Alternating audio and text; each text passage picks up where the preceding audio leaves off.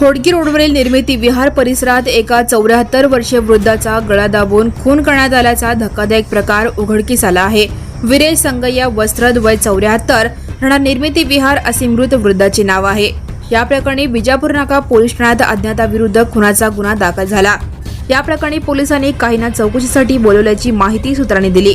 शनिवारी दिनांक 6 जून रोजी सकाळी 11:15 वाजण्याच्या सुमारास विरेश वस्त्रद हे त्यांच्या घरातील बेडरूममध्ये जमिनीवर उदाहरण स्थितीत बेशुद्ध अवस्थेत आढळून आले।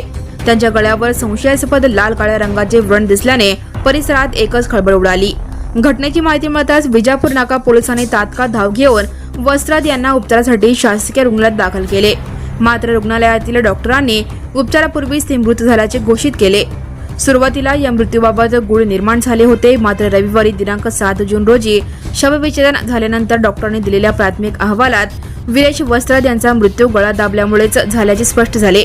अज्ञाताने कोणत्या तरी अज्ञात कारणावरून वस्त्रद यांचा गळा दाबून खून केल्याची खात्री पटल्यानंतर मयताची मुलगी अन्नपूर्णा विरेश वस्त्रद उर्फ प्रगती सोमनाथ कडगंजी यांनी फिर्याद दिली। मृत विरेश हे पंचांग पाहत होते। त्यांच्या ओळखीतील व्यक्ती त्यांना संपर्क साधून त्यांच्याकडे पंचांग पाहण्यासाठी येत होते। शनिवार 6 जून रोजी सकाळी दूधवाला हात दूध ठेवून गेला, पण बराच वेळ होऊनही ते दूध बाहेरच होते। यामुळे शेजाऱ्यांनी पाहिले असता त्यावेळी ही घटना उघडकीस आली। त्यांनी याची माहिती लगेच 112 वर कळवली अशी माहिती सूत्रांनी दिली। Now and press the bell icon. Never miss a